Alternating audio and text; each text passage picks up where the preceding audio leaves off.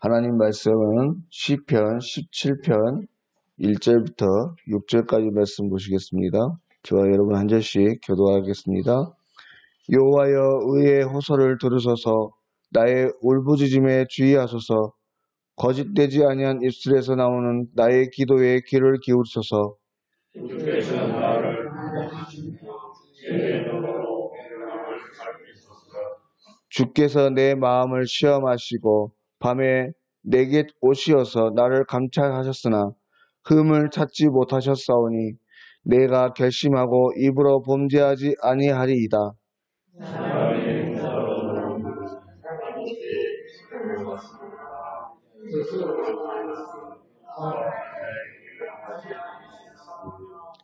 나의 걸음이 주의 길을 굳게 지키고 실족하지 아니하였나이다. 내게 응답하시겠으므로 내가 불렀사오니 내게 귀를 기울여 내 말을 들으소서. 아멘. 오늘 시편 17편 말씀에도 제목이 붙어 있습니다. 다윗의 기도라고 제목이 붙어 있는데요. 사실 오늘 이 시편뿐만이 아니라 세상의 모든 책들이나 글에 보면 제목이 붙어 있습니다. 그리고 그 제목의 역할은 참으로 중요하죠. 왜냐하면 그 제목이 읽고자 하는 내용의 모든 것들을 담고 있기 때문에 그렇습니다. 그런 의미에서 이 시편 150편의 시들 중에 물론 그렇지 않은 시들도 있지만 대부분이 제목이 붙어 있습니다. 그리고 제목에 따라 내용이 다르기도 하죠. 지난 토요일에 살펴보았던 시편 16편 말씀도 다른 시편과는 특이하게 다윗의 믹담이라는 제목으로 제목이 붙여 있었는데요. 오늘 시편 17편 또한 다른 여느 시편과는 좀 다른 제목이 붙어 있습니다. 대부분의 시가 다윗의 시 이렇게 되어 있는 것에 비하면 오늘 다윗의 기도라고 하는 것은 특이하지 않을 수 없습니다. 시편 이 150편 말씀 가운데 특별히 오늘 시편 17편 말씀을 포함해서 86편, 90편, 102편, 142편까지 이 5편의 시가 다윗의 기도라고 이 제목이 붙어 있는데요.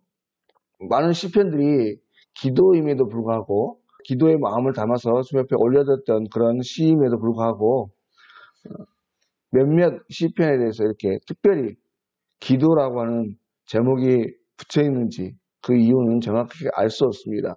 하지만 중요한 것은 이 제목 자체를 볼 때 다윗의 시가 아닌 다윗의 기도라고 구체적으로 붙어있는 이 제목의 시를 볼 때 우리는 무슨 생각을 하게 됩니까? 다윗이 기도하는 사람이었구나 라는 것들을 다시 한번 새삼스럽게 인식할 수 있게 되는 것이죠. 사실 우리가 잘 아시는 바와 같이 다윗은 기도하는 사람이었습니다.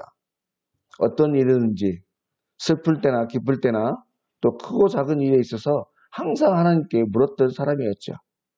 그리고 자신의 마음이 어디에 있는지 또 하나님의 마음은 어디에 계시는지 살피면서 영으로 하나님과 교통했던 사람이었습니다.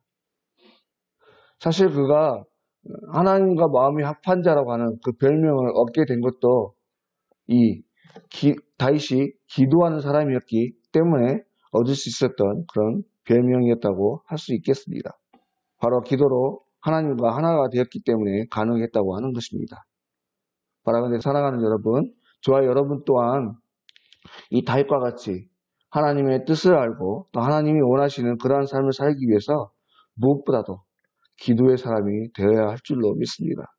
기도를 통해 하나님으로부터 오는 깊은 영적인 메시지를 듣고 행하는 그런 삶을 살아가야 하는 것이죠. 그런데 중요한 것은 기도를 하되 하나님께서 기뻐하시는 기도, 또 하나님 마음에 딱 드는 기도를 드려야 하는 것입니다. 물론 기도라는 것이 기도하는 그 자체가 하나님께서 기뻐하시는 것이고 또 모든 기도가 하나님께서 기뻐하시는 기도가 되는 것이지만 그래서 특별히 하나님께서는 우리에게 부르짖으라고 말씀하셨고 내가 반드시 응답할 것이다. 크고 비밀한 것을 알려주시겠다고 말씀하시면서 구하고 찾으라고 또 두드리라고 말씀해 주셨지만 중요한 것은 기도라는 것이 단순히 요구하는 것만이 기도가 아니라는 것을 우리가 분명히 기억해야 한다고 하는 것이죠. 여러분, 사실 이 요구하는 기도, 구하는 기도는요, 어린아이의 기도라고 말하기가 쉽습니다. 여러분, 저희 어렸을 때 한번 기억해 보세요. 또 우리의 자녀들 보십시오. 항상 부모를 향해서 어떻게 합니까? 달라고 말합니다. 그래서 자기의 요구가 관철되지 않으면 어떻습니까? 발을 부르며 땅바닥으로 뒹굴면서 때를 씁니다. 그런데 조금 그 아이가 자라고 성장해서 철이 들면 이제는 어떻게 해야 됩니까? 내가 부모님께 무엇을 요구하려 하지 않고 부모님에게 무엇이 필요할까?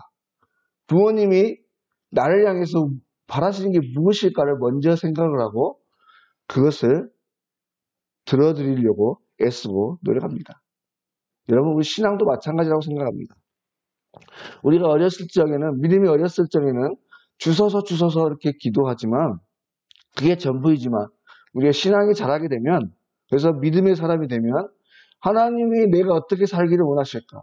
지금 이 순간에 내가 무슨 말을 하고 무슨 행동을 하기 원하실까? 그것을 먼저 생각한다고 하는 것이에요. 바로 오늘 이 새벽에 주님 앞에 나오신 성도님들이라면 모두가 이러한 경지에 접어드신 분들이라고 생각되는데, 그럼에도 불구하고 이 시간도 하나님께서 우리에게 원하시는 게 무엇인지, 물론 내가 하나님 앞에 구하는 간절한 기도 제목들이 다들 있으실 것입니다. 가정의 문제, 육체의 문제, 물질의 문제, 여러 문제들이 있으실 거예요. 그럼에도 불구하고 먼저 하나님께서 이 시간 내게 받고 싶어 하시는 기도가 무엇인지를 먼저 생각하시고 그러한 기도를 하나님 앞에 드릴 수 있는 귀한 시간이 되실 수 있기를 바랍니다. 그러면 이제 오늘 말씀으로 다시 돌아가서 다윗이 하나님께 구체적으로 올려드렸던 기도가 무엇인가? 오늘 말씀을 마지막까지 다 읽지는 않았지만 쭉 보시면 그 말씀의 그 핵심이 뭐냐면, 다윗이 오늘도 여전히 악인들로부터, 원수들로부터 괴롭힘을 당하고 고통을 당하고 있습니다. 그래서 큰 위험 가운데 있을 때에 다윗이 하나님 앞에 구하는 기도인데, 사실 이 다윗이 지금 처해 있는 이 고통, 위험이라고 하는 것이 어떤 다윗의 잘못으로 된 것이 아니라고 하는 것이에요. 오늘 다윗이 자신에 대해서 하나님 앞에 기도하는 것처럼, 아뢰는 것처럼 다윗이 잘못이나 죄를 저질러서 어려움을 겪는 게 아니라고 먼저 하나님 앞에 고백하고 있습니다. 그러면서 하나님을 바라보면서 자신이 얼마나 경건하고 의로운 삶을 살았는지 당당하게 말씀하고 있어요. 3절 말씀 보시면, 주께서 내 마음을 시험하시고 밤에 오셔서 나를 감찰하셨으나 나를 살펴보셨지만 내게 흠을 찾지 못하셨다. 그만큼 오늘 다윗은 순수하고 경건한 삶을 살았다고 말하고 있습니다. 또 4절에서도 사람의 행사로 논하면 나는 주의 입술의 말씀을 따라 스스로 상감해서 포악한 자의 길을 가지 아니하사오며, 늘 하나님의 말씀을 따라서 삼가는 삶을 살았고 세상 포악한 자들의 길을 가지 않았다. 그래서 죄를 범하지 않으려고 애쓰고 노력했다, 이렇게 말씀하고 있습니다. 또 5절 말씀에서도 보면 나의 걸음이 주의 길을 굳게 지키고 실족하지 않았다. 주의 말씀의 길을 굳게 지키려고 애쓰고 노력했다, 이렇게 하나님 앞에 이야기하고 있습니다. 여러분, 어떤 사람이 이렇게 하나님 앞에 당당하게 말할 수 있겠습니까? 그만큼 다윗이 하나님의 말씀대로 살려고 애쓰고 노력했다고 하는 것입니다. 그저 묵묵히 하나님의 길을 걸었다라고 그렇게 말하고 있는 것이죠. 여러분, 사실 우리가 다윗의 이야기를 잘 아시지만 다윗의 일화 중에 어떤 것이 있습니까? 사울 왕에게 쫓기다 여러 쫓김 속에 이제 굴에 숨었는데, 굴 속에, 그 막다른 길 굴 속에 사울 왕이 들어오는 거예요. 급한 볼일 때문에 들어와서 볼일을 보고 있었죠. 다윗이 그 속에 숨어 있는지도 모르고 얼마나 절호의 않습니까? 근데 다윗은 사울 왕을 죽이지 않았어요. 또 다른 경우도 있죠. 정말 자기 이제 이 도망자의 고통으로부터, 죽음의 고통으로부터 벗어날 수 있는 절호의 기회들이 여러 번 있었어요. 그럼에도 불구하고 다윗이 이 사울왕을 해하지 않았습니다. 사울왕을 죽이고 그 고통으로부터 해방되고자 하지 않았다고 하는 거예요. 그러면서 그 이유에 대해서 말하는 그 한마디가 뭐냐면, 하나님께서 기름 부으신 그 왕을 어찌 내 손으로 내가 해할 수 있겠는가. 내 고통이 심하다고 해서, 내 문제가 어렵다고 해서 어떻게 하나님의 말씀을 거역하고 세상 방법대로 할 것인가, 그렇게 고백하면서 하지 않았다고 하는 거예요. 바로 원수가 원수로 나를 대하지만 나는 결코 그러한 같은 방식으로 대항하지 않겠다고 했다는 것입니다. 사랑하는 여러분, 이것은 바로 다윗이 하나님 앞에 어떻게 살았는가를 단적으로 보여주는 것입니다. 비록 내가 조금 손해되고 내게 어려움이 있을지라도 우직하게 묵묵히 하나님의 길을 가려고 애쓰고 노력했고 하나님의 말씀을 따라 살려고 노력했던 다윗을 볼 수 있는 것이에요. 사랑하는 여러분, 오늘 하루도 바라건대 이 하루에 살아가시면서 우리는 부득불 세상 속에 살아가기 때문에, 세상 사람과 함께 살아가기 때문에 여러 가지 어려움을 만날 수밖에 없습니다. 더군다나 저와 여러분이 믿음으로 살아가려고 할 때 더욱더 더 그래요. 그럴 때마다 다윗과 같이 하나님께 먼저 묻는 은혜가 있으시길 바랍니다. 하나님의 마음이 어디 있는지를 먼저 살피시길 바라요. 여러분, 오래전에 그런 책이 있었습니다. 예수님이라면 어떻게 하실까? 순간순간 만나는 여러 일들 속에